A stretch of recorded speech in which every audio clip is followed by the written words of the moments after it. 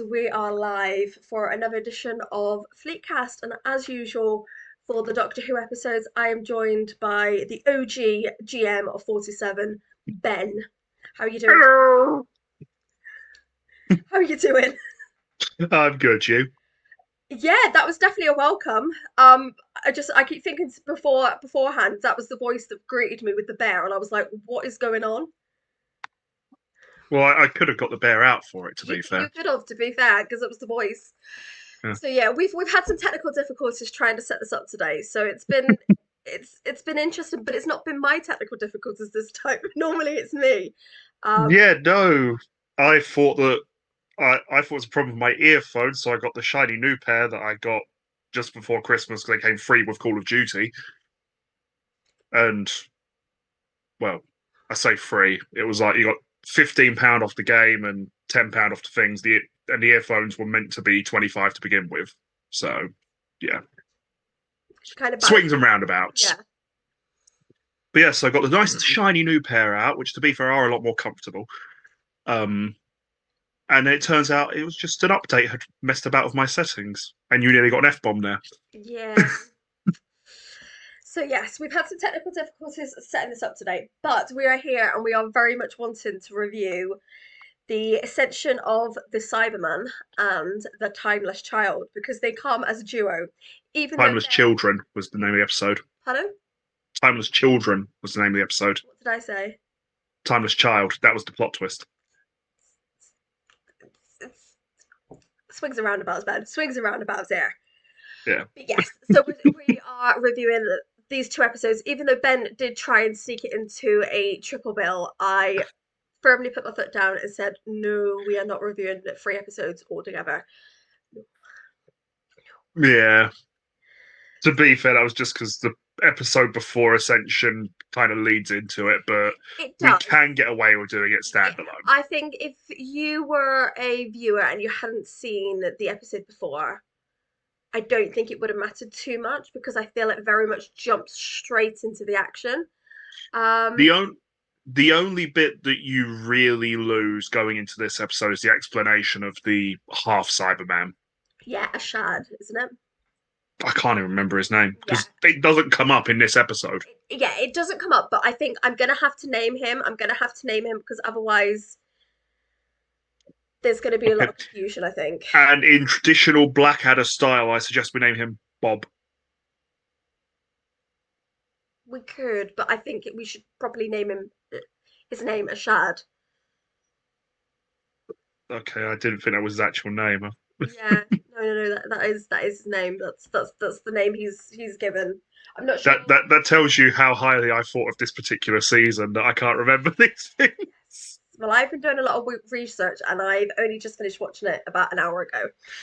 Yeah, I literally watched it on the train, or I watched part two on the train this morning. Yes, we've been a bit slack with watching things this week, haven't we? Yeah, It's been a life busy kind of got in the way. been a busy, busy week. But yes, before we get any further, I just want to go into a bit disclaimer. The views and opinions that are expressed today are literally our opinions. They don't correspond to anyone else's opinions. It's just us talking. You might agree, you might disagree. We might agree and disagree because I think this is probably going to be a controversial episode for both of us. We will still try and be friends by the end of it. But we've managed to every other time we've discussed it. Yes, yes. So this could be a controversial one, and I might just mute Ben. Who knows what's going to happen? But yeah, this is probably, I would say, out of the new run of Doctor Who, it's probably the most controversial episodes. Purely because what we discussed kind Yeah. of. Wow, I don't know. I Uh, don't feel I actually, necessarily it's the most controversial because I think the plot twist and the meta duplication probably kind of was bigger. so in terms of episodes with sort of bits that were controversial, um, there was one episode which to this day I've still not watched. Which so when we get to that one, I will be watching it for the first time. Okay, what episode is it? Uh, you remember there was the episode, it was in Jodie Whittaker's first series, Right. um, where essentially they decided to do an apartheid episode and they decided to shove it on Remembrance Sunday. And it got a lot of flack for that. See, I don't remember that flag. Yeah, it was in a lot of news outlets that I was seeing at the time. And actually, I was like, yeah, your timing's not great, guys. Yeah, Just, I, I, but I don't remember that, and I also feel yeah, that that's probably more BBC and not Doctor Who because they wouldn't have been yeah, told when the schedule was. So mm, I probably don't remember it because it yeah, wasn't Doctor Who, it was yeah. BBC. But yeah, so when we get to that one, you Okay, will literally be getting my initial reaction to it. that's interesting. But yes, so the Ascension of the Cyberman, literally, it starts in a bit of a I feel like it starts in an odd way. So yeah, because it started with the bit in the Irish village, didn't it? Yes, so it started with a baby being found in an Irish village, with then the baby being brought up by the family that found him. And Hmm. then the child grows up into a teenager. You see kind of bits and bobs of this child's life, and then he becomes a police officer. And then Yeah. that's isn't that kind of where it kind of leaves it? We kind of see it. You don't even get to the point where he becomes a police officer in that first bit, I don't think. That's later in the episode. I'm not entirely sure because I feel like it was we kind of got it kind of was really strange because it kind of jumped into that and then it Yeah. kind of went to a shadow. I I'm not gonna lie, I was watching it and I was getting the urge, and part of this is because I know where it's going later on, but I was actually getting the urge to basically start using the handy little scrubber bit at the bottom to basically watch all of the Irish Village bits together and all of the Yeah. other bits together. Yeah. It's interesting. It's very interesting that they chose to go this route because then it literally jumps straight in to a shad saying about how the cyber wars happen and how they are the remnants of the cyber race and then it kind of zooms down to this planet, doesn't it? And then we see Mm. the Doctor, Graham, Ryan, and Yaz. And then you get the explanation that this settlement probably has the last 7 humans this side of the galaxy. Yeah, and and then it kind of you get the what they call it I've forgotten the word, the ADHD moment of forgetting the word when Uh, we get Cybermen, no we got it goes the opening titles. the titles. There we go. Ben assisted ADHD Estri with sorting out her mind. Then thank you, Ben. Yes. Uh, So then it kind of goes straight into that, and I'm like, oh, a lot has happened in these first 5 minutes because that's pretty much all it it, is. it was also quite a long cold open. Yes. I feel like this is probably the longest one that we've had since the beginning of the season with the Spy Master. Yeah, I feel like it's very much so, yeah, because the the same type Spy of vibe. Master had a stupidly long one, didn't it? Yeah, Spyfall Part One had like a 8 or 9 minute cold open. it's the same type of vibe that we kind of have that kind Mm. of thing. And I think it's very ironic for what happens later on in the episode. Mm. Yeah, I feel like it's very much it's that style, and I think it might be something that we need to watch going forward Mm. for what happens.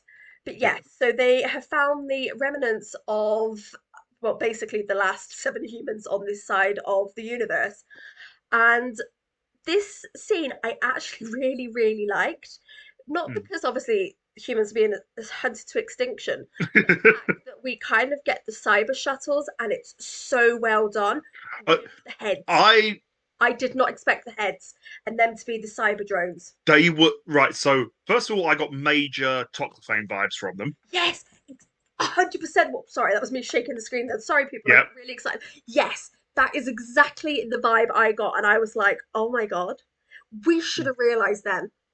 yeah. And then the other bit is so this episode I love for the fact, and this is where my major sci-fi techie geek comes in. I love the number of new ships we get here Yes. because we get throughout this episode, and we're gonna get mild spoilers here, but frankly, I don't think we're going to be going into this area particularly. We get new Earth shuttles, a new Cyberman like carrier design. We get new cyber shuttles. We get so many other things. Yes, I feel like the world building for this episode is probably one of the best world building episodes that we've had in a very, very long time because of just Uh, how much we know. But do we? I so I was trying to work out when I was watching the episode. Do we actually find out what the year is? no. Uh, now what we can now this is where it gets tricky because in the so we'll go back to Nightmare in Silver Hmm. back in series 7. In that they mention the cyber wars. Yeah, So we know that it has to take place before that episode, yeah. but for the life of me, I can't remember the actual year they give But it just, for it. it's such a good world building episode. And then obviously we've got these drones that appear out of nowhere, and I'm like, Yeah, oh my God, it this episode also does so. This episode and the end of series 10 with Capaldi yeah, did more to develop the background of the Cybermen and to develop the lore around them than every other appearance they've had in New Who put together. yeah. And it's Like by a so country good. mile. It's so good. And we've I find this episode quite funny because of how it kind of moves forward. So we have Mm, everyone playing a part in this. It's not mm, just the doctor doing all the things. She's got her team and they are doing things, that they're trying to set up mm. different machines And to why counteract. they explain what everything does. Yes, we kind of see how the doctor's mind works through her Mm. companions, and I can't say I See, remember seeing that apart from Rose. yeah, I mean they did it a little. They did it a little bit, and I mean a little bit with who was it? I'm pretty sure at one point or another they did it with Blinking, Amy, and Rory. But It feels very much like it would have been them, but I just don't yeah, remember it being such a solid concept yeah, and after also, seeing it. do you know what vibe I was getting from this particular sequence? Star Trek Insurrection. The Yeah, bit when they're on the planet and the yeah, drones come down and yeah, and I think this episode is very good because obviously we've got some really good actors playing the roles in it. We've got Julia Graham, who I think is brilliant. She's playing Ravio, and I feel like she's not the leader at the beginning, but she very much becomes the de facto captain, so to speak. hmm, Going through it, and we've got Rhiannon Clements, who's Bestcott, and I can never remember. I never remember what Fleetcast's actor's name is, but I think they're very, very good. That they've see, just I didn't even clock any of the characters' names. That was the worst bit. yeah. Well, I've also because I've actually I've wrote them down as well. So I am. Oh, okay. So don't feel too So bad. I have I I have written know them down. I know that the guy who's with them for a lot of it, the Yes. young chap, Yeah. not the young, yeah, the one whose brother had, Yeah. yeah, he was in Sherlock because he played a character who in the books, which I can't remember his name off the top of my head, Wiggins, that was it, who was basically the head of Sherlock's little ring of homeless children in the books. Yes. Yes. I just find the fact that these actors and actresses are playing very, very good roles. We Mm, only see them for this episode. So these yeah, two episodes. But we kind of get the feel of how the universe is, how, it's very hopeless. They are surviving, they are yeah, desperate. And it kind of leads us to a lot of interesting sequences. Obviously, we have Yaz and Graham separating from the group. They end up on the shuttle and they end up going obviously out into the universe. yeah, And we like you said, we see this shuttle. We don't really know much about it, but we know it's broken. We know that it's got mm, very limited power. But there's some very good bits on this where Graham and Yaz are talking, and the other three look at them and they're like, "Oh, well, we've done this type of thing before," and it's just such good character building, just in these little scenes with them, and obviously we have the scene back on the planet where Ryan is separated and he's I really like Ryan in this two-parter. yes. Uh, we, I we really like Ryan as a character anyway. This scene, it's so good. see. I just love it for the fact that this two-parter brings back my favorite thing. It brings back Call of Duty Ryan. Yes, yes.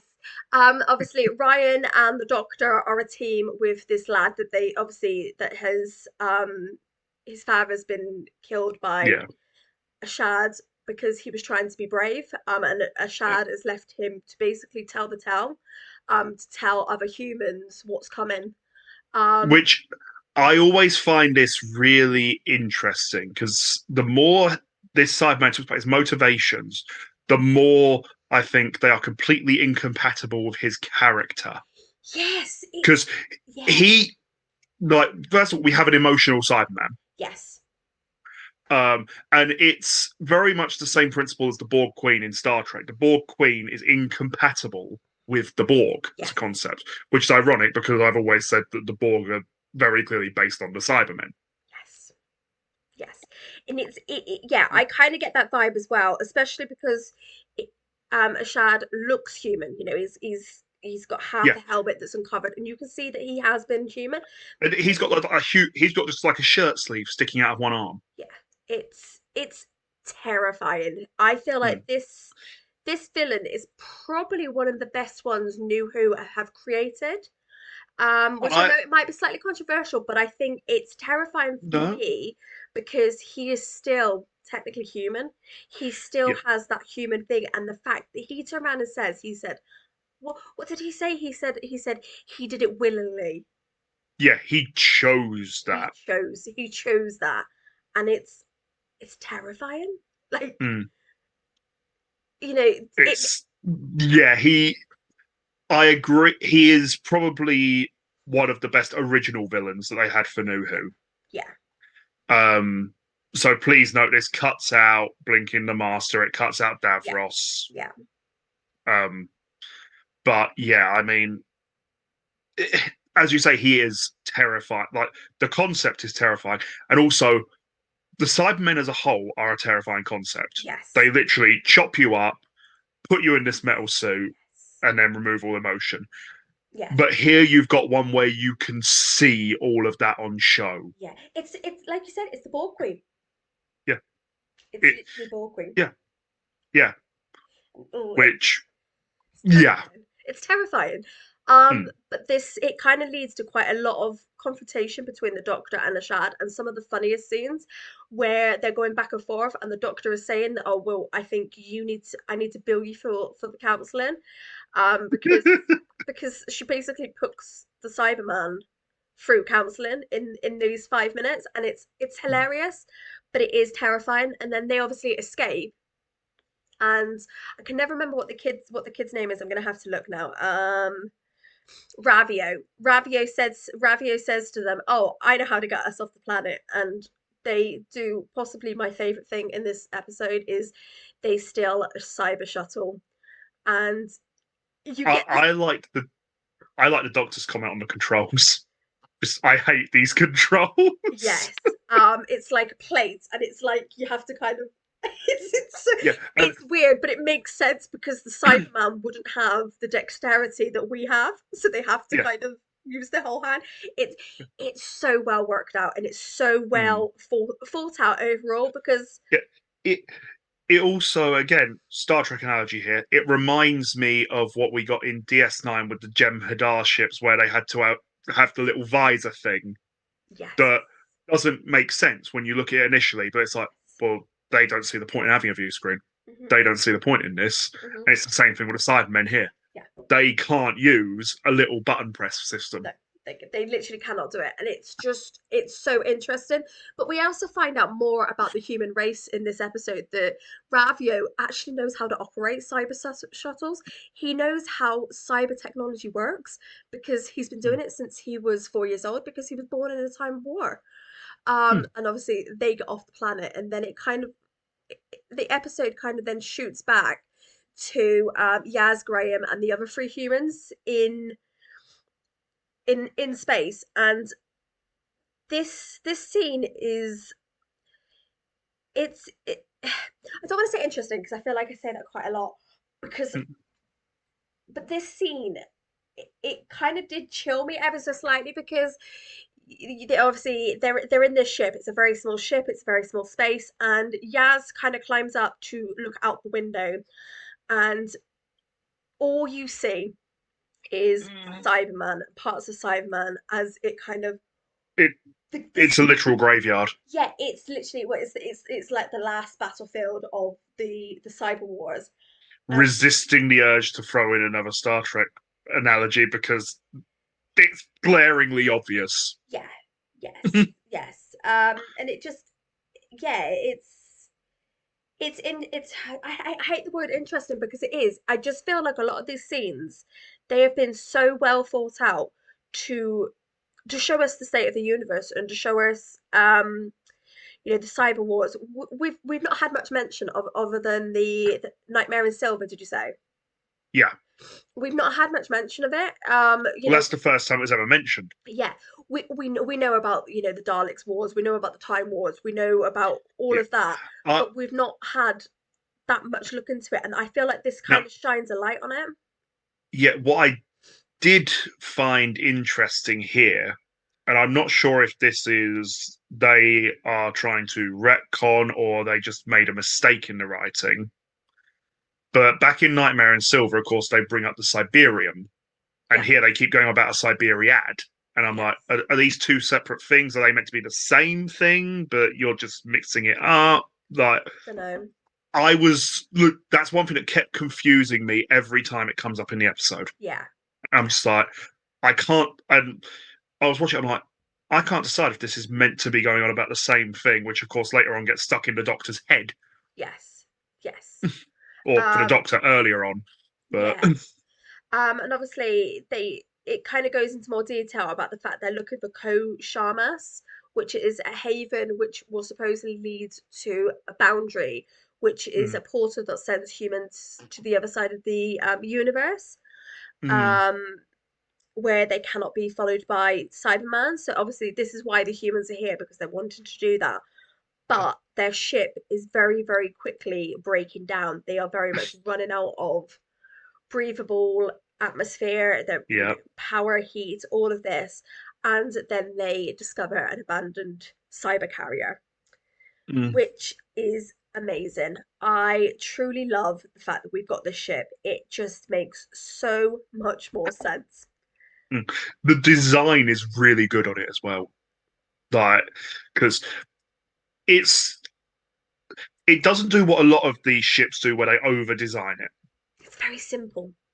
Yeah, it's don't get me wrong, it's a bit more over designed than say a Borg cube, but Yes. it's also if they'd just done a rectangle, then everyone would just gone, "Oh, you're just ripping off the Borg now." Yeah, yeah, yeah. But I think it fits. I think it very much fits the vibe of Doctor Who Yeah, and how yeah. they design ships. It's not trying to be Star Trek, even though it obviously I believe very much sci-fi programs take bits from this one, take bits from that The, one, you know. the thing is, it's the worst kept secret of science fiction that they're continually pinching.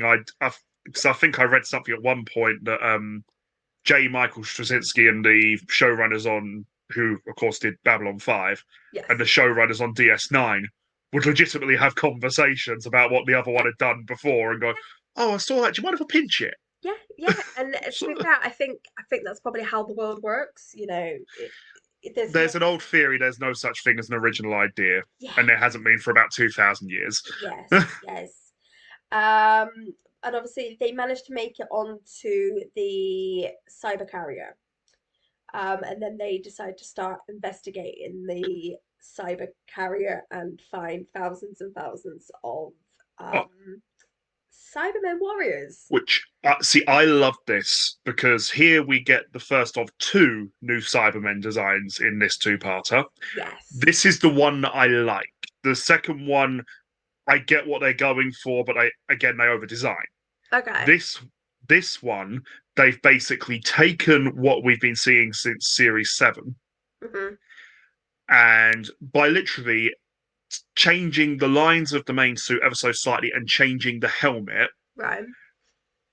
they suddenly look so much closer to the classic Cybermen. Yeah, I do feel very much like they are kind of melting back into that type of design. You know, Yeah, we which saw that design with Bill, didn't we? The old design. no, not the. I'm not with the original one where they had the marigold faces. Yeah. But like marigolds, if anyone doesn't know, in other countries are the washing up gloves you use, rubber ones. But instead, I'm talking the ones that you got with basically from Patrick Trout and onwards, Oh, okay, yeah. where like the ones that most people think of when they think the classic Cybermen, with Yeah, like the big heads yeah, and yeah, the yeah. Darth Vader chest piece. Yeah. Yeah, yeah, yeah. Yeah, yeah, I could see that. Um, but yeah, and then obviously Ashad realizes the people are on the ship and decides to join them. And we get this terrifying moment of them realizing and wondering what can make a Cyberman scream. Yeah, but the real scary bit here is the fact that he's enjoying it.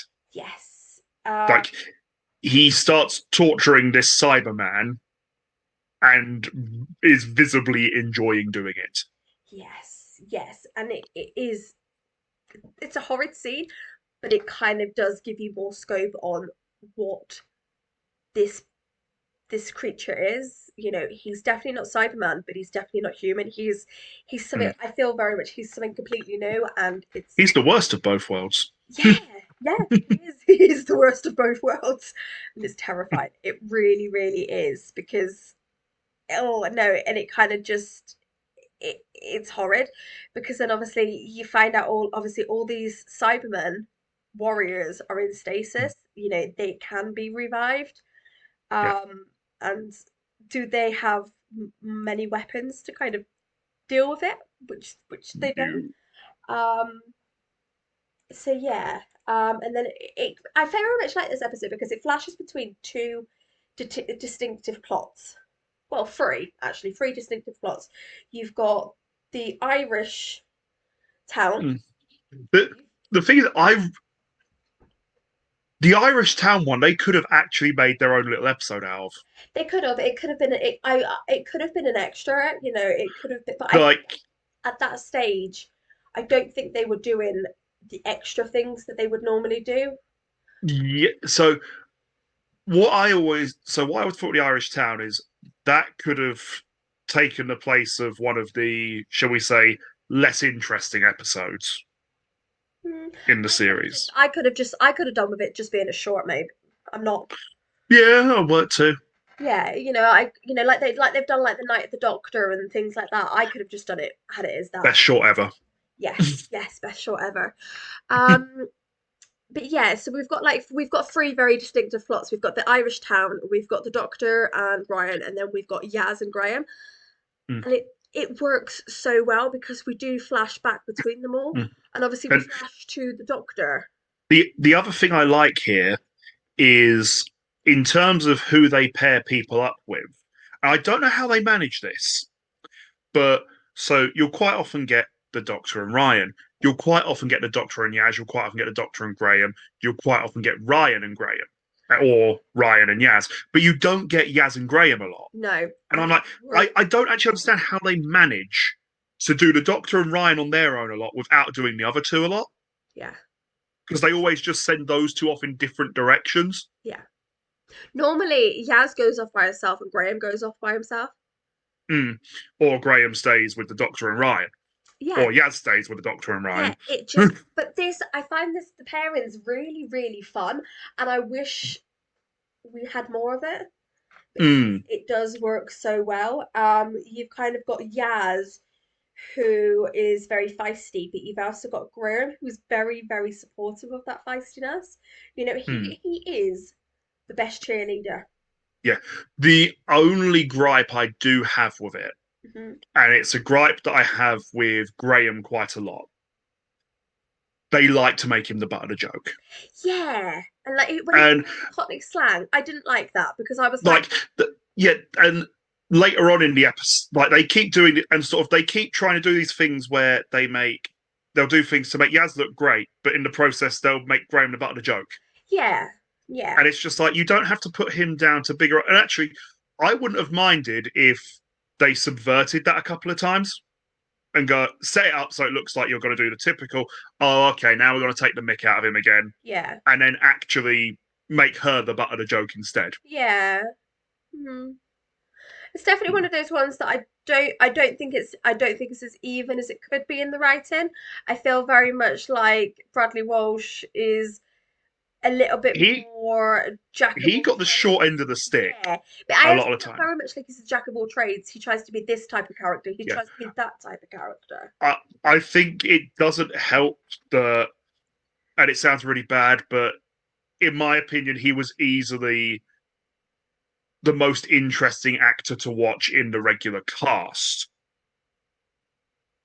Like, because part of it stems like jack of all trades. Part of it stems down to he's older, he's got more experience of the Yeah, craft. yeah, but yeah, Like, it's not I do like. necessarily more natural talent; it's more experience. Yeah, but I do really like Graham as a character, and Yeah, he does I mean, I just shine. like Bradley Walsh. Yeah, but I do feel like Bradley Walsh is everywhere at the moment. I don't think I Yeah, could watch a program without him on, to be fair. well, Um, I just really like him on the chase, particularly because they will literally write dirty jokes into the questions because he is notorious for corpsing. that's so funny. Like anytime he sees something remotely rude, he will burst out into hysterics. See, I don't watch The Chase. I've seen him on The Gladiators. Just look up Bradley Walsh the chase. Okay. Trust me, you will not be disappointed. Okay, so obviously we've got the Dr. Ryan, and the character's name is Ethan. It wasn't Ravio is Julia Graham's character, so that was me getting the Oh, names okay. confused. But yes, so they get to the they arrive on the planet that they think is Koshamas, but they find out that Koshamas is actually a person who has helped other humans through the boundary, but has remained behind basically I as a ferryman. I really like this character, and I like pretty much everything they do with this character. Yes, yes. But at the end, I was also thinking, you could have done more with him, man. You But could have done more. Ian McKenney, I apologize to anyone who's Irish because Not I have a problem with pronouncing Irish names, yeah, so I'm so not sorry. to be confused with Ian McKellen. Yeah, no, I apologize, but he has been in so many good programs. He's been Taggart, The Tudors. He's been in so many Is he in good. the Tudors? I've Yes. watched that end to end. I didn't even realise. He played. It's got to be he played someone who didn't have the beard at the time, so I didn't recognise him, isn't it? He played the Pope. So it was only one episode. So it would Oh, have okay. been season one, I think. Yeah, I want to To say be season fair, one. I've watched the whole thing, so it sort of blurs into one apart Yes, from a I want couple to of say that specific was. I think scenes. it's the. Oh no, it might be season two actually. Yeah, it's probably season. It's It probably would season be two. season two because that's the season where Henry separates the church from the state. Yeah, yeah, yeah, yeah, yeah. So yeah, it's probably sort of mid season two. But yes, it's a very, very good actor, and I love the fact that he gets mistaken as the planet, and Yeah, it's so funny. You're like, oh no, he's not the planet. He's a you, person. they could have made a great joke out of that. Like, uh, oh, I didn't. Okay. Yes, yeah. And obviously he's a And person, and he's there, and he's basically ferrying everyone over now, the boundary. But he's been there for so long, he doesn't realize that there's yeah. anyone else Now, left. question time for you. Okay. First time you watched this episode, Yeah. did you did you same as me think that he was going to turn out to be the kid that was found in all the Irish flashbacks? No.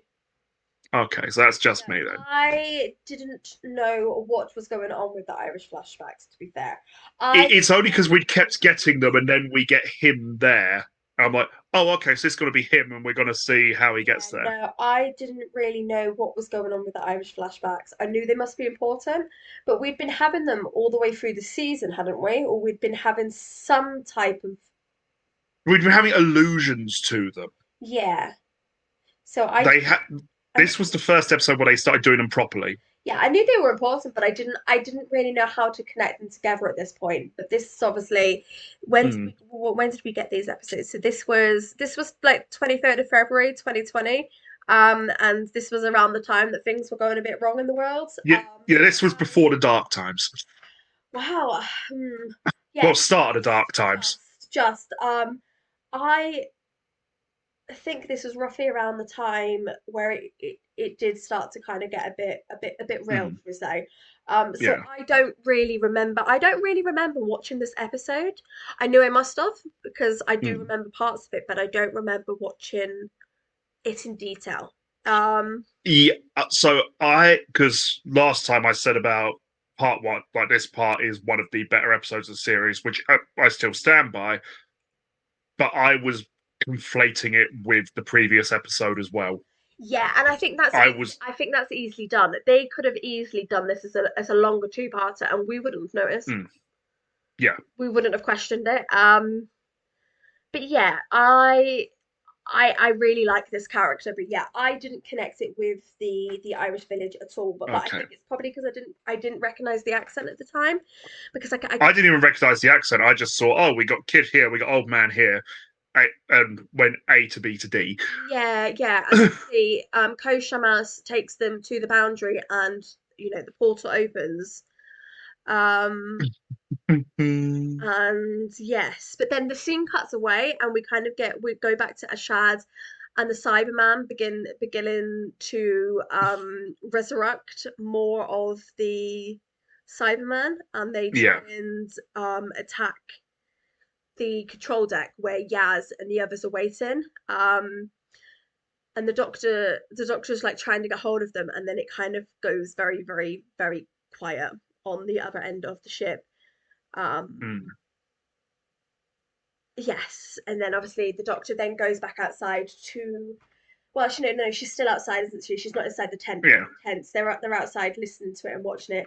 But then the doctor watches in complete horror as the other side of the portal is revealed to be Gallifrey, and A it's very, very battered yes, Galif, like it's not more battered than it was in End of Time yes, and in Day of the Doctor. yes, it's a Gallifrey that's very, very destroyed.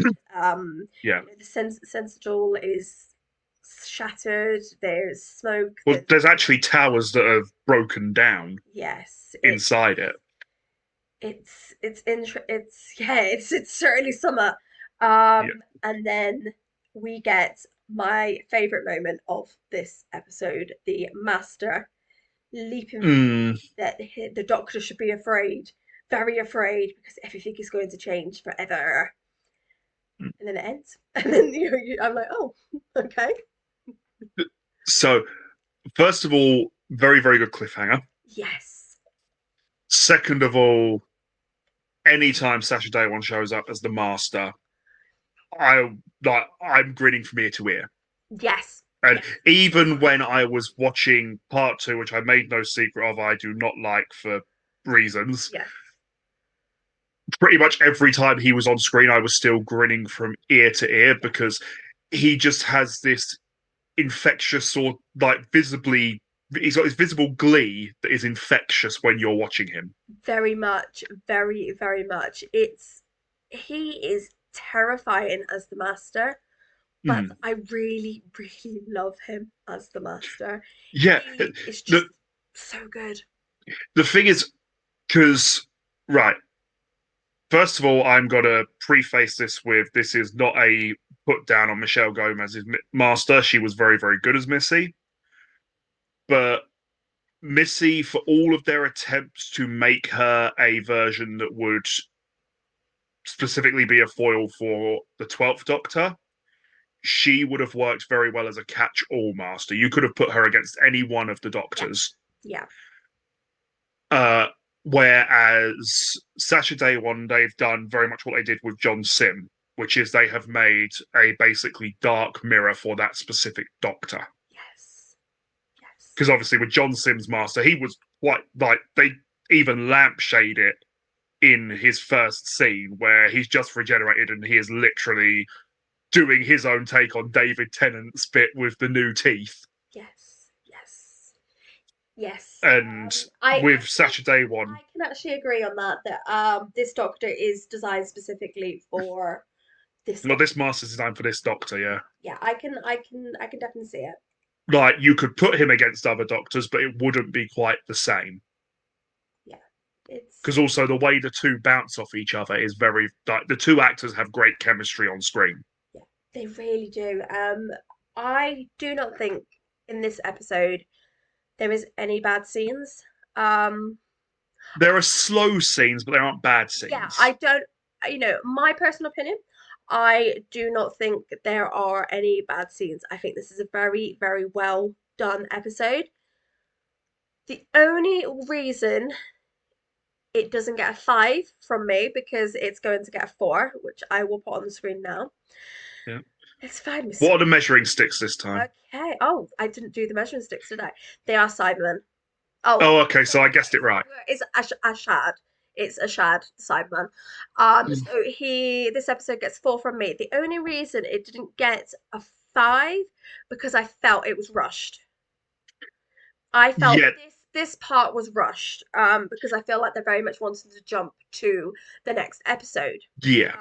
They could have done with maybe 10 minutes more explaining more about the survivors because obviously the survivors go into the fact that they're, Mm. um, they're a teacher, a nurse, they're a childminder, a driver, a builder. Okay, so Mm.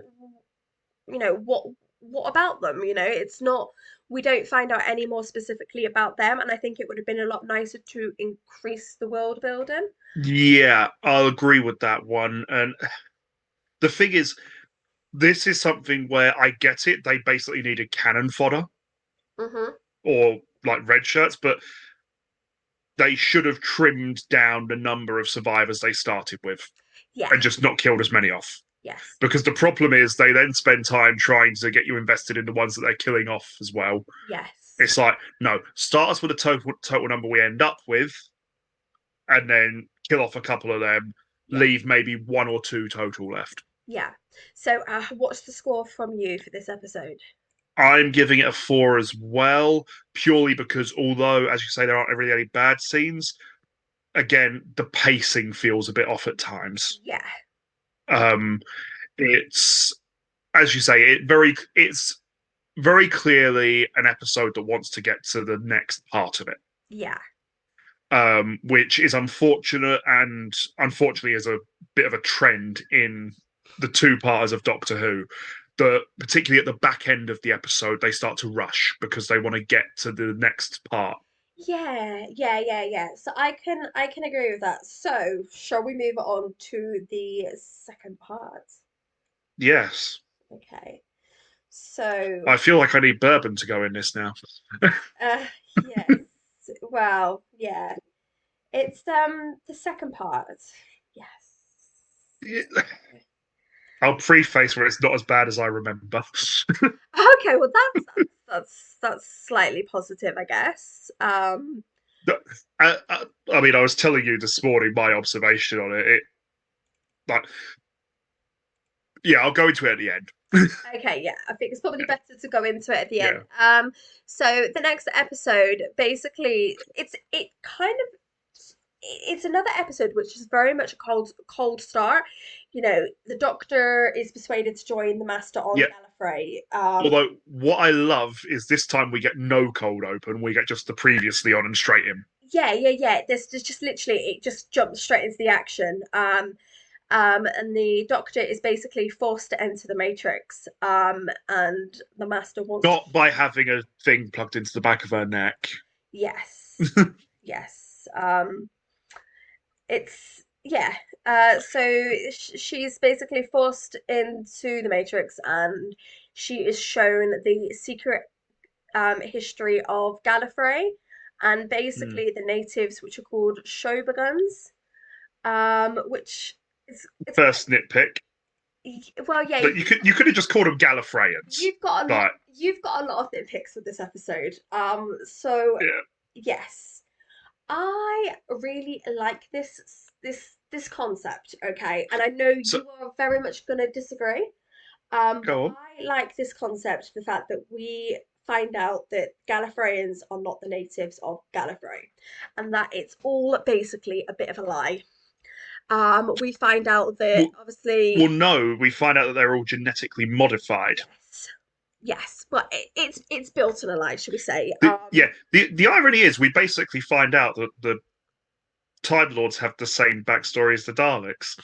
Yeah, kind of. But I find this quite interesting, and I'll go into what Yeah, happened, go why on. I find it interesting after we've gone through sort of the story of how Gallifreyans became how they do.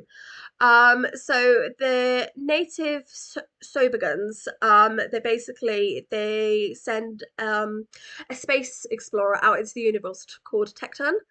Well, Um, no, she wasn't sent out. They basically say she would go out on her own accord. oh, was it? I just thought she was sent out. No, because it just said one of their explorers. It Oh, makes okay. no reference to her having been sent there. Oh, okay. Well, she basically goes to a different planet and she finds. Well, to me, it feels like she finds a boundary. Like she finds a Yeah, boundary she to finds this great big tower thing with an energy pillar. Looks kind of like something out of Halo.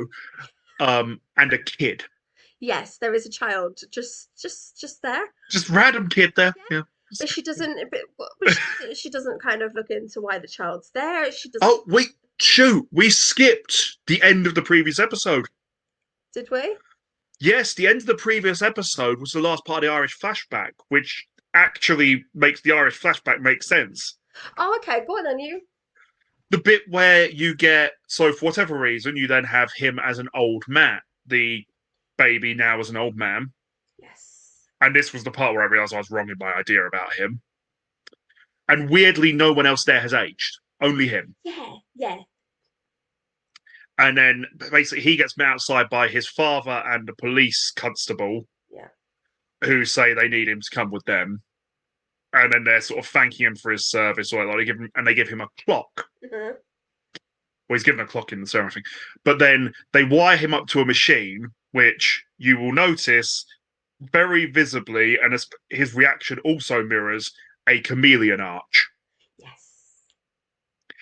And it's only because we were just getting onto that, but I'm like, hang on a minute, no, we've skipped. See, I thought that was Basically, part of this episode. To be fair. no, that was the end of the last one.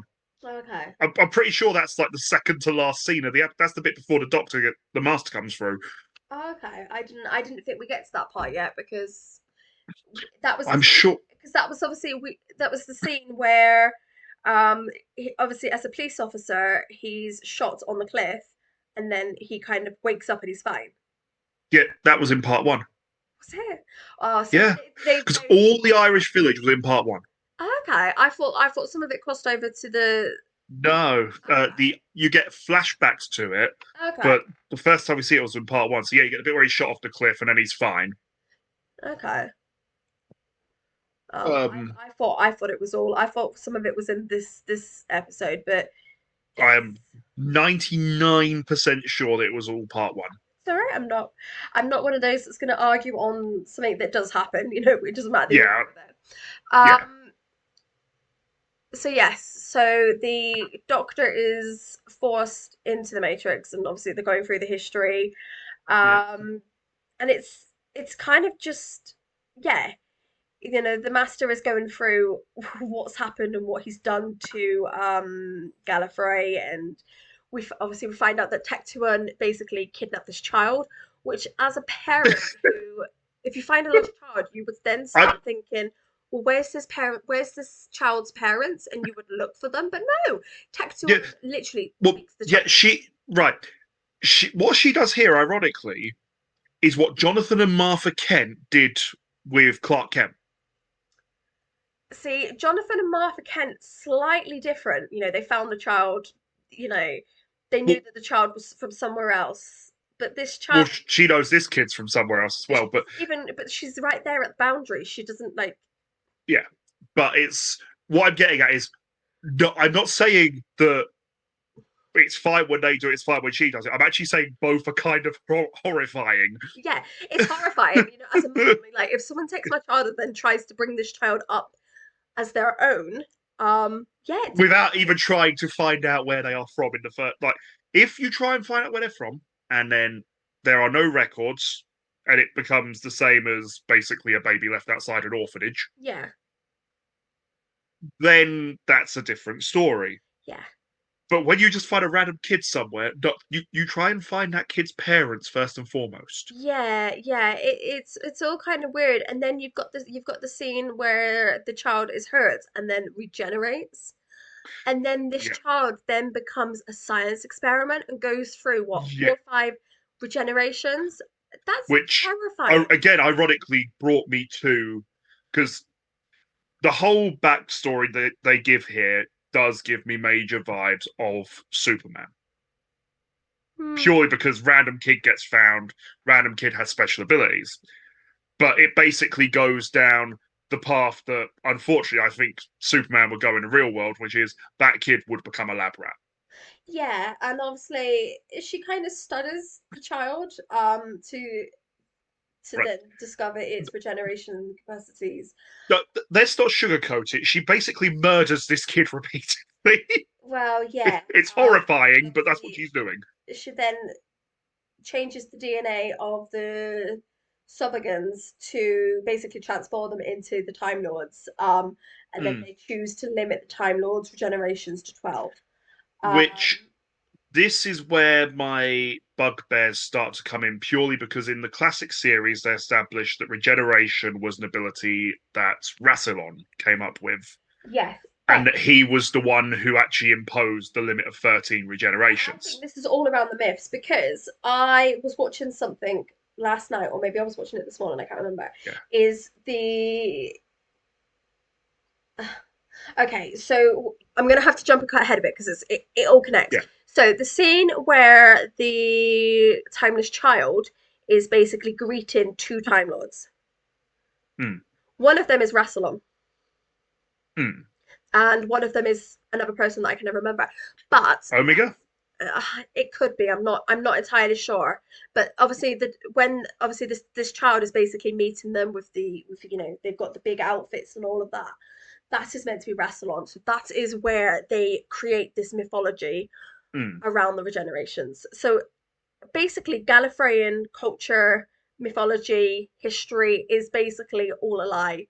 Um, mm, yeah, and it's interesting. But before we go into any more on this, I kind of mm, want to go back to the other group because their story is just as important.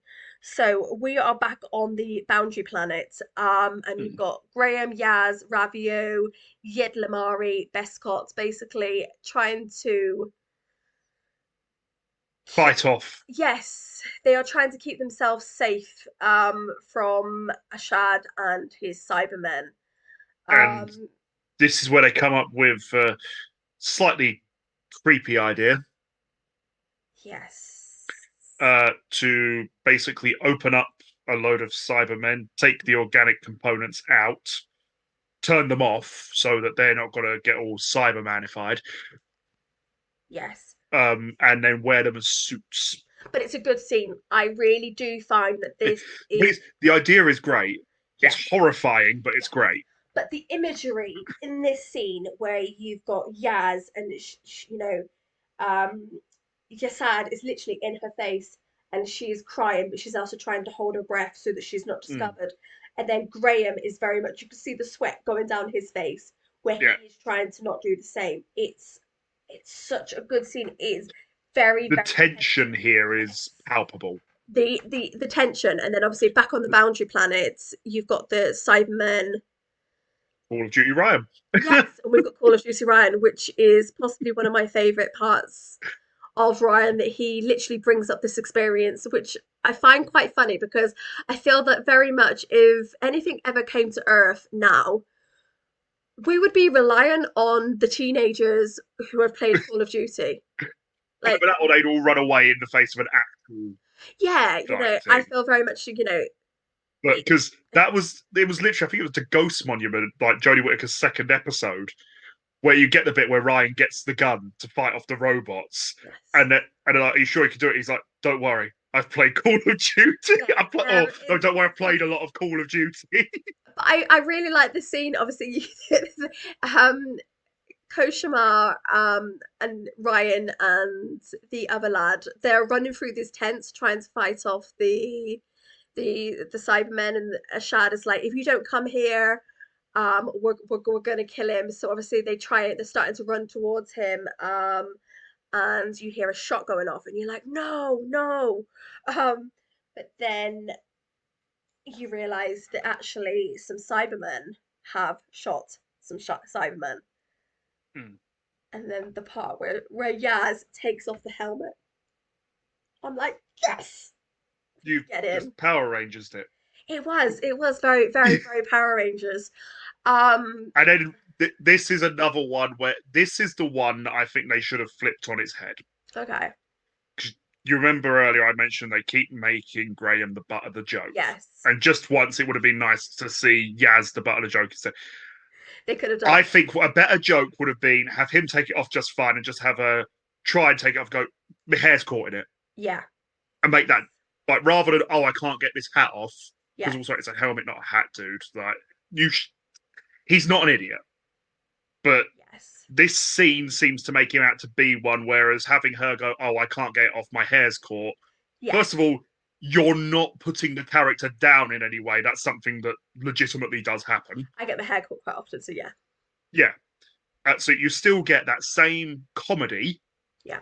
but you're not having to make anyone incompetent to do it. Yeah, yeah, yeah. They definitely could have done that here, but then obviously the groups are back together and they decide they are going to go through the portal to Gallifrey. Um, and then obviously it kind of flips back to the Doctor and the Master talking, and then we kind of get the realization of the fact that the Doctor is the timeless child. And Tectuan and the child were inducted into a candlestick, basically a secret organization called the Division. And the details basically are redacted in the Matrix, but they must have been a huge part of the Matrix at one point because of how big the memory banks were that have been erased. Now, I'm going to go at this from a good and bad Okay. side of this particular bit. Good bit, it finally addresses, and they even bring up later on, a controversy that has existed since the 1970s, that being from Brain of Morbius, where you've got all these other faces pop up. Yeah. So it does address that. That said, in my personal opinion, this is the worst plot twist they've done since the Doctor's half human, no wonder. See, I can jump on this bandwagon ever so slightly Mm, because I do not think that, very much like Star Trek, a lot of the lore mm, after 60 years, 50 years yeah, is able to be kept. Very much people were on about in the 90s and before Doctor Who came back, or just around yeah, when Doctor Who came back and fan fiction got really popular around Doctor Who again. yeah, There was a lot of stories about how the Time Lords were created yeah, from looms, and yeah. that was egged on Longborough, by, pardon. Longborough, the story was called, I believe. I don't know that I don't remember seeing the actual specific story. I just remember the concept. And it wasn't Um, fat. Yeah, it was actually a novel or a novella. that's what I mean. That's what I was going to Yeah, getting into, the fact that it was actually brought around by people who had wrote on Doctor Who and things like that. It was so I can actually. I'm not too mad at this concept because the show it. is around Doctor Who. I think it was going to be Doctor Who no Yeah, matter when they chose to I do mean, this. my biggest issue with it does stem from one story in particular, Time of the Doctor, is basically crapped all over by this. That being the whole basically conflict of the episode is he is out of lives. Yes. But this episode gives him an unlimited, or gives her, I should say, unlimited amount, which means he was never in any danger in Time of the Doctor. But I And think he probably was. it, I think what I think has been previously happened and how my head kind of gets around that is I think that they had put a limiter on him. I think they somehow managed to find a way to put a limit on him so that because they had he had the control. same restriction. So they had control because Yeah, because we see very very clearly, and I think this is very much where my red flag, my new red flag comes in because Gallifrey is one big walking red flag at the moment. uh, Because yeah, if you think about them from the fact that they they're built on child experimentation at yes, this point. so they deserve the first red flag from me is them. Because it's bonkers how they've basically built their whole culture on a science experiment on a child. They have then used this child as we get further into this episode. We kind of discovered that this child was used by the division, who basically are the timey-wimey police.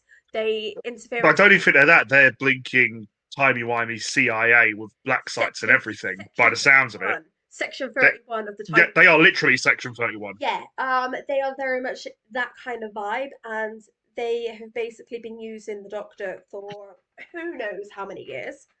Um, Well, the inference is a minimum of 9 lives because there were 8 Morbius doctors, plus there was the Joan Doctor, I love that. which I quite like the actress for her. I love that Doctor. That's I need to see specials on that Doctor. I need To it. be, the worst thing is when they had her in episodes, I was finding her more interesting than the actual Doctor. Yes, but That's the really bad. she's very charismatic. Yeah, She's also an actress that's got 20 years experience on Jodie Whittaker, and that's not she's me. also an actress who that I think they wrote better stuff for her. Yeah, and that's not me saying that Jodie Whittaker is a bad actress because I No, think she's not. she is amazing. You know, some The of the worst thing stuff is, and I she's been in, like Broadchurch, yeah you've yeah got to watch it. I have Amazing. Oh, I'm yeah just in general. I know you've yeah watched it, but yeah if anyone who hasn't seen it, you need to watch it. because funnily enough, any time I discuss Jodie Whittaker's run on Doctor Who, I always preface it with this is not a dig at the actress. Yes, It's the same as when I discuss Star Trek Discovery. It's not a dig at Sneakle Martin Green. I've seen her in other stuff where yes, she's been absolutely amazing. yes, Um, Although, sidebar on that, they really should have let her do more comedy because that is very much where her skill set is. yes. Like, oh my god, her comic timing is chef's kiss. Yeah, very much. But obviously the Doctor's memories have basically been erased, so we don't get to see any of the previous stuff, and the Matrix is erased too, so there is just no chance unless she encounters those former lives at some point. Well, no, because the Matrix isn't actually erased. Well, they say I thought it was that No, they couldn't the access Master it. said it was all but erased. Okay. Technically, the information is there. It's just not. It's just the Master wasn't clever enough to get it, which also by proxy means the Doctor's not clever enough to get it because the whole thing is well, they're basically the same level on just about everything. Yeah, and obviously we find out the Irish Garda is basically it's just a hint. I want to say it's a hint Yeah, it's a of perception filtered version yeah of what of those experiments yeah and and the division stuff. yeah and what the Doctor's been through. So I know I find it quite interesting. 'Cause the Master kind of says, hmm, maybe it's the what did he say? It's the last thing a mother could give a child. Yeah, the last gift Yeah, is not deleting it, but instead putting this filter over it. yeah. Um, but yeah, we've got all that stuff there, and we kind of everything kind of comes together now, and obviously, with the Doctor trapped in the Matrix, the Master lures Shad to Gallifrey. Um, Yeah, I mean, which I really love the interactions with these two characters. it's bad meat badder. Yeah, and the weird bit is and please feel free to disagree with me. As much as they've sort of, Shad is this full-on horror movie villain Yeah. that he absolutely is, but compared to the Master, he's the nicest guy in the world. Yeah, he very much is. The master has got so much on him, which which you easily see because the master literally shrinks him down in seconds. Well, yeah, because and funny enough, there's nothing I missed from the end of the last one where he's trying to lure the Doctor. I love the fact they brought back the tissue compression eliminator from the classic series. Yeah, it's such a No good. laser screwdriver. It's the old thing that he used to have where he'd shrink them down. Yeah. Yeah. It's a good callback, but obviously he shrinks the Ashad down to the size of a I don't know what Matchbox. matchbox. Yes. So yeah, he does that, and then do you want to explain what happens next? Okay. And okay. So in the next bit we have the site. Is it Siberian? So, Siberiad. Siberium's what they called Siberiad. it in Siberiad Nightmare in is Silver. released, and the master is like, "Oh, you're pretty," and Yeah, and he takes oh, her that's right. away. 'Cause this is their conversation where Ashad tells him about how the planet is to turn and all had to remove all the organic Yeah. components, and then the Master's response is, "Robots. Your plan is robots." Yes. He's like, don't get me wrong, it's good. It's not great, is it? No. Yeah. And it But then he basically starts mocking Ashad's plan. yes. And obviously with the master and the Siberians, they join forces. And it goes into the master, and he Master. gets all of these new ideas. Yeah, he gets all the Cybermen's knowledge. Yeah. So at this point, his brain is all the knowledge of the Cybermen, all the knowledge of the Time Lords. He needs to like go and have a chat with the Daleks. Yeah. Yeah. Well, I've got all pixely. My screen's got all pixely. Oh dear. Um, so yes, so in the Matrix still, the Doctor is having a chat with herself because we've got Joe Martin as the fugitive Doctor, and they are basically back and forth. Hmm. And this scene I really like because it's painful for the Doctor. She's really, really struggling to kind of Hmm. boost herself. She's very much, trying to kind of she's like, this can't be real, and the fugitive Doctor, who is basically just as confused, is like about how she's there. And she asks if the memories of her were erased before she reverted to a child.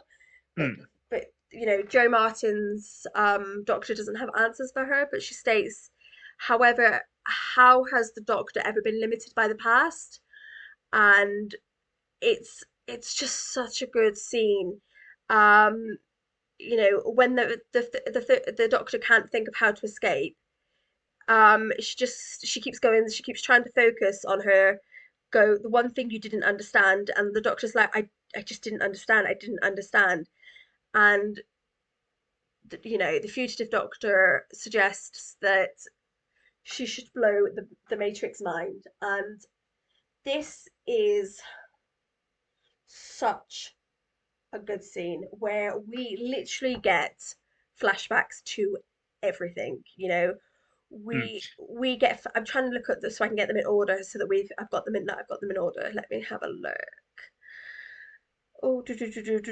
So, so the ones that I picked out were you had Tech from Tom Baker era. You had obviously all the other Doctors, Yeah, including the Morbius Doctors and the Joe Martin Doctor and the um all the horrible experiment kids. yeah. But what I also I can't find the list I had, but what I like is this is actually I want to say this is the first time that we see William Hartnell and Patrick Troughton in colour. No, we saw that in the Three Doctors. Not Yeah. not not in this era because anything else Oh they've yeah. had is been. black and white. Mm. Because Yeah, in because the the whole thing is they'd always mask it by putting it inside yeah, filters. yes, but this time it's properly shown on, it's shown in color, and I think it's so Mm. beautiful. Like the scene is beautiful. That obviously then it blows the matrix, and the Doctor is freed from the matrix, and she's just lying on the floor, surrounded by chaos. But can I just quickly say before I forget, how beautiful is the scenery for Gallifrey? The colouring and everything. It's beautiful. I love Yeah, the the way set design is brilliant. it's the set design for Gallifrey is just it's just amazing. And like I'm loving the colouring, I'm loving the oranges and the reds. It feels very much like Gallifrey. Mm. And I don't think we've seen that before because I don't remember the original series being as well done for Gallifrey.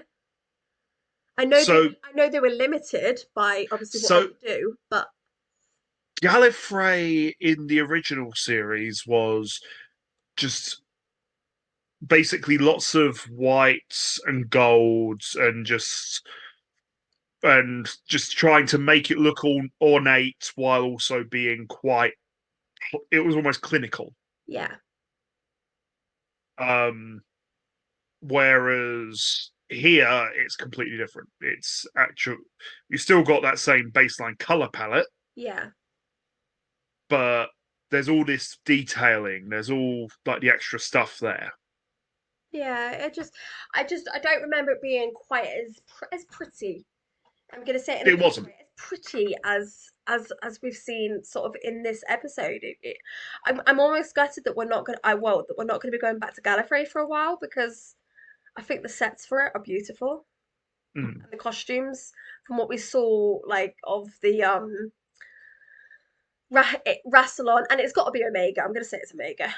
In that scene, and we've got all the other mm, scenes that we see when they're in the Matrix. It's just really pretty, and I really really like the set design for this all. It's good. mm. But yes, I feel like we've probably missed a little bit in this because I don't think we've spoken about how the how what the master. Oh no, this leads into it. So the master basically reveals what he's going to be doing with the Cyberman. Yeah, he had he kept all the Time Lord bodies So grim. in cold storage, which in and of itself kind of creepy. And then he has actually put them through the cyber conversion process to create his cyber lords, which is where we get our second redesign of the Cybermen. But I love this redesign. Uh, See, I get what they were going for. Hmm. I just, to me, it felt over designed. Oh But no, see, I thought personal opinion, I thought it looked really, really good. I really liked the tinge they to kept the the big armor. frills and everything. Yeah. Yeah, it looked really, really good. I can see why you think that. But yeah, Uh, I really liked it. Ironically, and this is probably what they're actually going for, it looked like how. It didn't look like how the Cybermen would design it. Yeah, but I think that's That was because it's Yeah, the whole thing is meant to be the massive. Masters basically hijacked their entire thing. Yeah, they aren't Cybermen anymore. They are Time Cyber Lords, Lords. Cyber Lords. Should we call them Cyber Yeah. Lords? Yeah, He Cyber actually Lords, called no Cyber Yeah, it is Cyber Lord. Is it Cyber Lords or Cyber Masters? Cyber Masters. It's going to be Cyber Masters, isn't it? Yeah, Yeah, it's going to be narcissism. Cyber Masters. Yeah. So obviously he's created Cyber Masters, and we have the reunion of the group. They kind of wake the Doctor up, and they kind of go through what is going on. Um, and the doctor is like, okay, we need to get you out of here. I've got a plan, but the plan involves a shad miniaturized body which contains the death particle, which is basically capable of destroying all organic life on a planet. um the doctor and her friends basically blow up the cyber carrier that's in the middle of Gallifrey, Mm. destroying the army, um which basically foils the master's plan of rebuilding Convert. the cyber empire. And also because obviously all the cyber conversion units were on that ship, Yes. which means his cyber masters are now limited to the ones he's already got. Hmm. Yes. Which is basically foiling the master's plan. Mm. And this episode is really quite funny because I don't think we've actually seen as many TARDISes as we're about to see in an episode. No, I'm assuming that we're not counting as many of the same TARDIS. No. So Because, yeah, because the only one. is this the part that I've broke you again? No, this is the part where I'm trying to think if there are any times. So there were a couple in the classic series where you'd see two. Yeah. You'd see the Doctors and the Masters. Yeah. Um, I can't remember if name of the Doctor, because obviously that's got the flashback to when the Doctor first steals the TARDIS. I can't remember how many were there. There That's the was loads thing. there, but I wouldn't say this is the one where we see the insides of these different Yeah, TARDISes. Because which again, obviously she puts the group inside one TARDIS, sets it for Earth. and it brings back the round things. Yes, the round things. We love the round things. Mm. And then obviously the Doctor goes off to find the Master, and she's got the explosives and the little Ashad A glued little to action it. figure. Yeah, the little action figure glued to the Hand grenade. yes, which can only be done. Remotely they can only be manually detonated, Yes. which right. This is where this does break me a little bit because I'm Okay. like, why would you design something that can only be manually But I detonated? think because obviously it was Koshamal's thing, it was probably his last thing that he would Oh ever yeah, do. I get, but if it's gonna be your last stand weapon, by all means have a manual detonator on it, but you also put a dead man switch on it. You put something on there so that if you release the control, it detonates. Yeah. Yes. Obviously That was Koshamal, my issue. yeah, Koshamal gives it to the doctor. The Doctor races back to the, and obviously this scene between the Doctor and the Master is why this Master was created for Jodie Whittaker, because it's so good. He is literally screaming in her face, going, "Do it, do it, do it, do it," and she Yeah. doesn't. And then obviously Koshamar turns up, saves the day, takes the explosives. The Doctor runs off to find another TARDIS, and Koshamar faces down the Master, Mm. and yeah, blows everything up. Yeah. Yeah, I feel like it kind of almost ends sort of anticlimactic. Yeah, it does. Because obviously you've got that, you've then got the bit where where sort of all humans land back on Earth in the TARDIS house. TARDIS house, Yep, yeah, yep. Um, and then you've got the Doctor in this other TARDIS, which she lands next to her TARDIS, and it turns into a tree. yeah, Which I kind of like. That it's like, okay, so most TARDISes have a really because it's in a quarry. yes. So it's like, okay, most TARDISes have a bad comedian circuit. Got it. Like that's what this tells me. Well, no. She sets it as a tree. No, no, it's just no. She says, oh, that's it. Blending good chameleon circuit. It's like it's a tree and that can't grow that. Okay, But never there mind. were other plants and stuff in the area. I didn't notice Yeah, those. yeah, yeah. Trees and grass grow in quarries. Hmm. But then obviously she goes back into her TARDIS. You've got the joke about, oh, got another lift. Oh, don't be jealous. Oh, I love this little back and forth between her and her TARDIS. It's adorable. And then we get the part with the The Jadoon Jadoon. who appear, and I love the fact that the Jadoon have a cold case squad. Yeah. I literally love this part with them appearing, and they literally do not hold any prisoners because they teleport the Doctor straight to a prison cell. They are not messing around. Yeah. Now, here I here I have a nitpick which I mentioned back in our review of the next episode, Yeah. which is the fact that the Jadoon were able to teleport into the TARDIS because there have been several references over the years of that is not supposed to be But she possible. probably doesn't have the shields up because of where she was. Mm. Yeah, it's just. Yeah, that's Mm. kind of how I took it, is the fact that the shields were up and stuff. I've Mm. forgotten that we've reviewed like the basically three episodes that are close together. Yeah, we have. We've barring we've reviewed the back end of series 12. Yeah. So And then the thing that I'll flag here as well is she steals the tenth Doctor's bit. what? Yeah, yeah. It was so Like, good, but there are so many good callbacks in this episode, and yeah, I. What is your score for this episode? Let's go there. What's your score for this episode? right. So I said last time that I was probably gonna go and give it a 0, which in the end I didn't.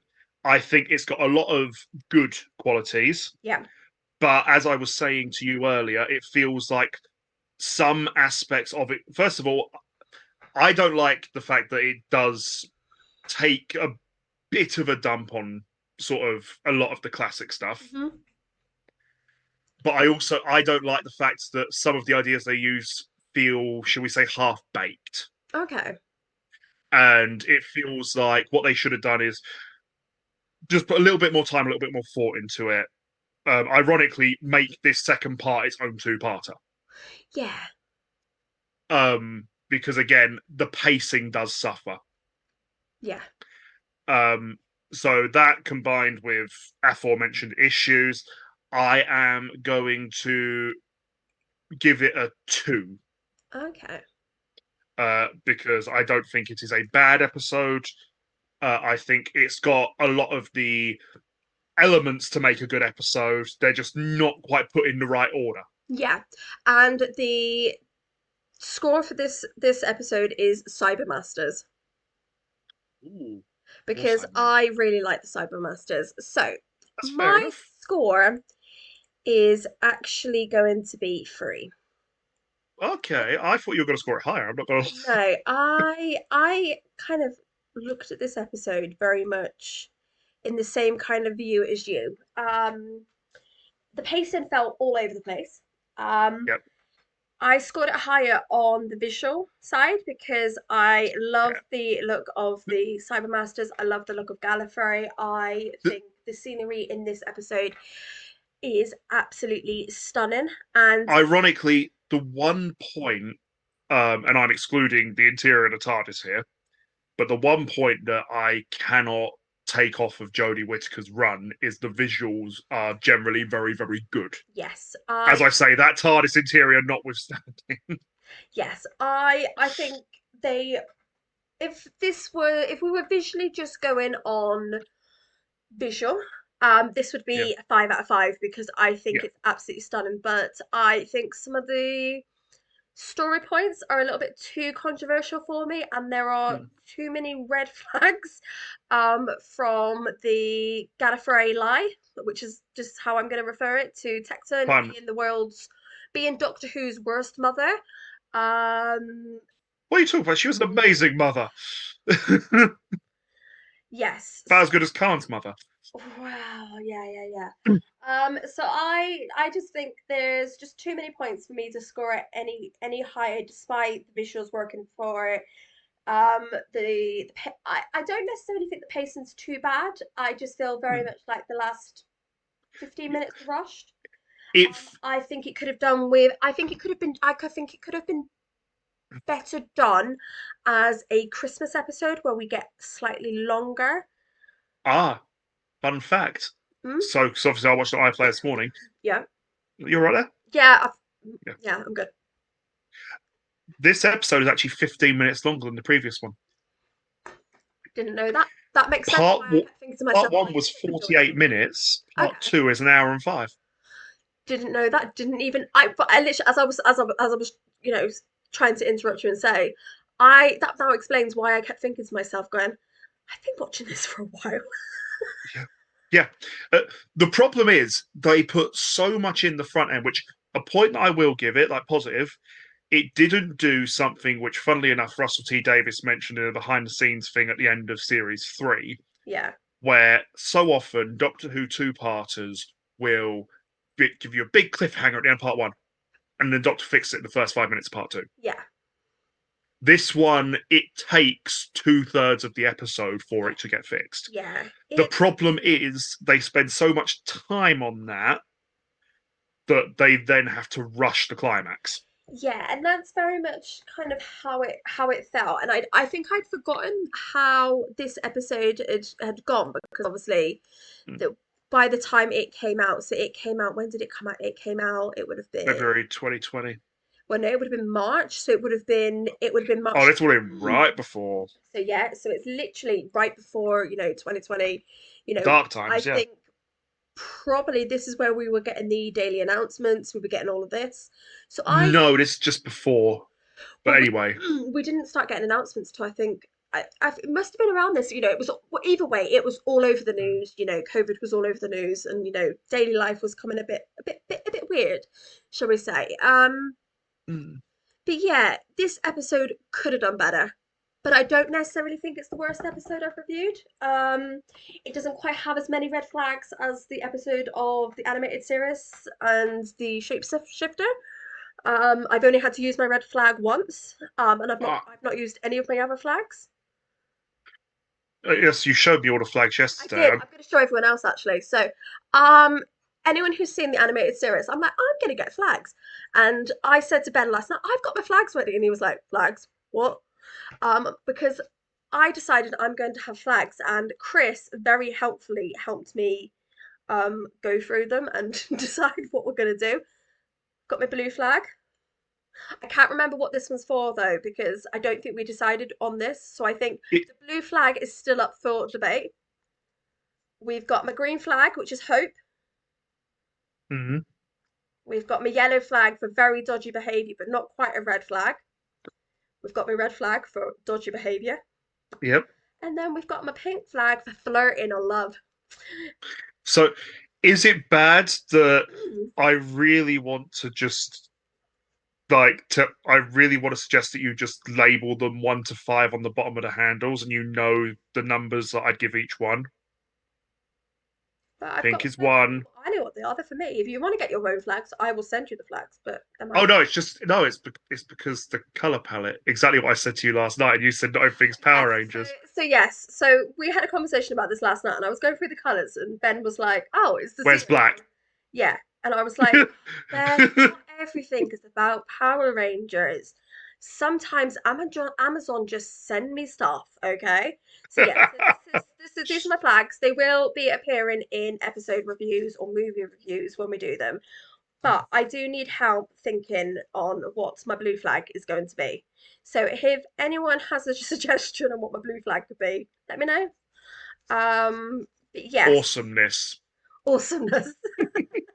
I Like like if something's awesome, the blue comes out. it. Okay, so should we have a look at what we're going to do next? Yeah, go on. Okay, what do you want to do? What I really would I, like a Christopher Eccleston episode. I just want something from a Doctor we haven't done yet, Yes. and preferably not a Doctor Light. Okay. I also have an apology because, as you might have seen with the last episode, the timey-wimey wheel got a bit broke. I've basically taken it apart, and there seems, Rebuilt it. yeah, well, for some reason there was 25 blank options which weren't on my thing. So I've taken it apart. It now looks better. It now looks, there's no blanks, there's no nothing. So it does there. So yes, so should we say? Let's Yep. let's load the wheel. Let's see what it's gonna be. Geronimo.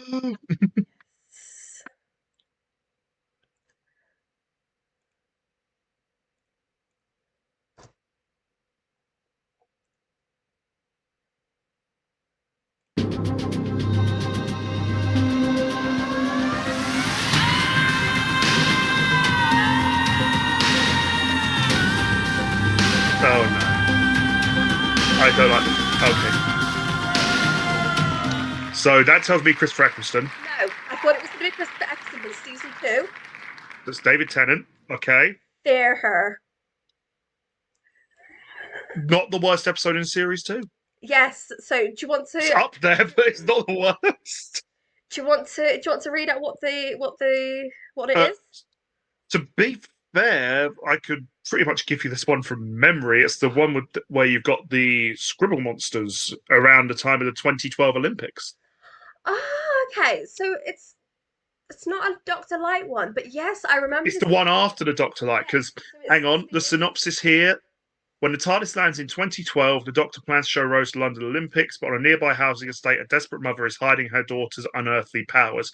Can the Doctor defeat the danger nestling at the heart of an ordinary British household? I remember this one, and I actually like this one, so I think It, this is a good one. This is going to be me with my yellow flag a lot. yeah, this is, to be fair, this is, it's not a, as I say, it's not a bad episode. Yeah, Series 2 is actually quite lacking in bad episodes, yeah. to be fair. Um, the only one I definitively call bad would be Love and Monsters, which is the Peter Kay episode. As Yes. much as I love Peter Kay, yeah, There we go. We're back on the screen now. I didn't remove the yeah. timey wimey wheel. There we go. Oh, okay, So we've just yeah. been talking. But this episode is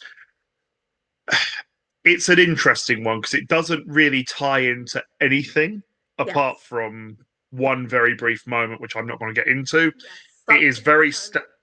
yeah. Got to need the little blue book to just start saying about spoilers. Yes. Spoilers, spoilers. But yes, so that is our next episode, which I find quite funny because this is what, 4 years before the Olympics? No, this was 6 years before. 6 years before the Olympics. This And this was 2006. geez, yes, yes. I When I watched this episode, I was 14.